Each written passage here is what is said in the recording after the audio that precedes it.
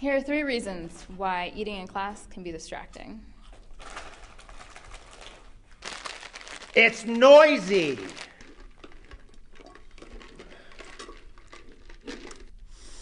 It stinks. It can actually be insensitive.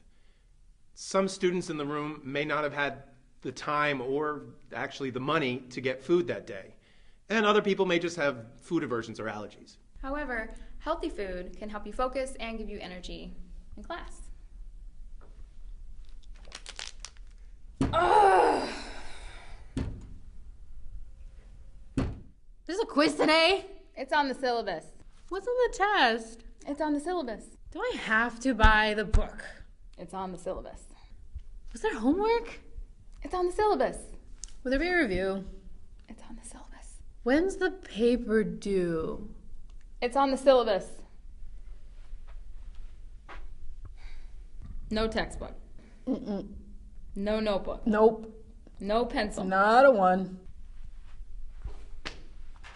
And it's really, really aggravating when students pack up while you're still trying to talk to them 10 minutes before the end of class.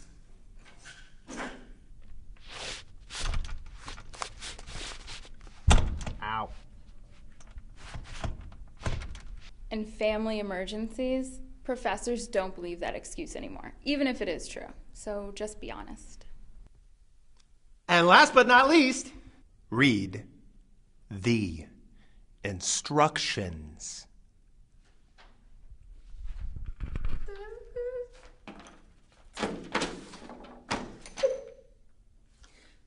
After all that, if you can only remember one thing, follow instructions. Communication! A very common and rather puzzling mistake students make is to confuse emails with text messages. You need to learn a different style of writing in order to not only be clear, but be professional. All of the following examples are actual emails from students. Okay, so I'm going to read the first one exactly how it's written. Hi, Mr. Ron told me you wanted to talk to me. Sorry I wasn't in class today, wasn't feeling well. I think the one thing that bugs me the most is the title that was given to this professor, Hi, Mr. And I don't think it's Hi, Mr. Ron. I think it's Hi, Mr. And then Ron told me you wanted to talk to me. Yes, that's exactly what it is. So Hi, Mr. It already bothers me a little bit. Because it implies that you don't remember the name of your professor or how, more importantly, how that professor was asked to be addressed. So you need to know that. And again, this is something as a professor, you'd be surprised how many people don't actually know your name. So please learn the name of your professor. Aside from that, let's just say for some reason they actually wanted to be addressed as Mr. It's not capitalized and there's no comma. And again, it sounds like Mr. Ron. You know, most likely this was sent from somebody's phone who was, you know, texting with their, most likely typing with their thumbs like it was a text message, which would make sense that this sounds like a text message because maybe, you know, you'd look at this as a person reading a text message and you'd put in the punctuation yourself. But this is an email, which is a completely different form. And I think one final thing about the content. Ron told me you wanted to talk to me. Probably in this scenario, an email isn't the most appropriate way to address this professor. Maybe they should have just talked to the professor after class. Or the next day, obviously, when they weren't in class, because the second sentence, sorry I wasn't in class today, wasn't feeling well, while it is brief and brief is good, that comes across as pretty terse and kind of dismissive. Like, sorry I wasn't in class, wasn't feeling well. So don't send the email at all. Just talk to your professor the next day in class. Yeah, and just say, hey, I wasn't feeling well. I had to stay home. Can I stay after? You know, again, then making an effort is really what needs to be, because this does not imply effort, really. Okay, so here's another gem. So's for being a day late. I forgot about it and decide to take the shift for work. What? All right. Sorry? Yeah. The first word is supposed to be sorry. Now, again, if you're texting your friends, SARS or, you know, whatever. Any variation thereof. Totally understand what that means. Check your spelling before you send a text. It's not even professor. spelling. It's like this person who you're speaking to or writing to may not understand what that means. Forgot forget. Lowercase I. If this is this was sent to an English professor, if you're not capitalizing the letter I, you got to understand that that's going to really tick them off. Like anybody, it's again, it's the difference between informal and formal. This is about being a professional because this is somebody hopefully who will write you a recommendation in a few months. So 2 more things. There is no, in this particular email, there's no title at all. There's no introduction. There's no hi. Nope. That's frustrating. One line.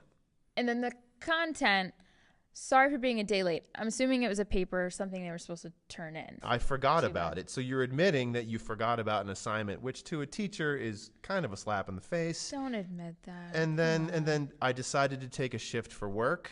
So you're basically declaring to your professor, who from then on for the rest of the semester is going to presume that work takes precedent over school, which... So maybe in the future it could have been, I apologize for this late paper. I'll try harder in the future. Anything other than anything other than this. You're basically this person was not again the informality, writing informally and not grammatically correct, and 2, it was insulting. Even if it wasn't meant to be insulting, it comes across as insulting without any. If this person were speaking face to face, it probably wouldn't be insulting, but in the context it is. Third one. All right. Go right ahead. Hey, Prof, this is Mike. Just wanted to email you and apologize for missing class, and I will be missing tomorrow's class as well. With that being said, I know I have missed and will be missing out on valuable information, so I wanted to ask if there is anything really vital that I missed and can make up. I'm not the type to miss class just on Monday, so I can bring my dog to the vet for an ear infection. Tomorrow I am scheduled to do the state trooper exam. Please don't misinterpret this as an excuse, but rather an apology. If it's late to make up anything, I understand. Please, thank you very much. Oh boy. Where do you begin with this one? It's rambling. long. Rambling. Yeah. Don't misinterpret this as an excuse. The whole thing is an excuse. It's not it's Let's just make that point right now. If you're sending emails and your emails, if the guts of your email is just an excuse, save it. Do it in person. Don't send it. Don't send excuse emails.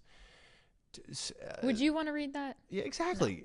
Nothing. If you're ever trying to explain your way out of something and you're doing it in writing in an email without any of the facial expressions, body language, and actual sort of eye contact that are necessary to really to really explain yourself and to not come across as somebody who's ungrateful for the effort, do it in person. Aside from that, again, hey, lowercase prof, period. Again, doesn't know the person's name. Hey, Prof. Yeah. How's it going? It's a letter. You got to make it look like a letter. So here's a template you can use. You can copy, paste it, fill it in when you're emailing your professor. This is what a professor wants to see. The greeting. Hi, professor. Fill in the blank name. Comma. Hit enter. And then get straight to the point. Your question or your statement. Keep it simple. The simplest. And it's so easy, and it gets the job done. Don't beg or make excuses either. Yeah. It never comes across well in writing. You can't articulate your facial expressions or your eye contact on the screen. It always comes across as cloying or worse, that you don't care. Don't be like Mike. Nope. Make a paragraph for each point, even if it's only 1 sentence long. Yeah. Or, and honestly, if you're going more than 3 sentences with one of your points, you're gone too long. So keep 3 sentences, 1 to 3 sentences, have that be your limit. No run-ons, use apostrophes, use capital letters. Pay attention to grammar and spelling. If it means you ask somebody else to take a look at it beforehand, just do it. It's a couple extra minutes and it'll pay off. Show your professor that you care. It's not a text message. It's a professional letter. And in the end, sign off, say thank you. Best regards. Sincerely. Some form of punctuation after whatever that is. And then your whole name. For instance, if it's a very large class, they may not know your name yet, so they want to be able to look up your name on the roster. Let's review. Phones. Leave them alone. Laptops. Ask your professor first. Food. Avoid it unless you know you need it, and if you do need it, keep it healthy and smell free. In class, read the instructions and be prepared. Lastly, communicate like a professional.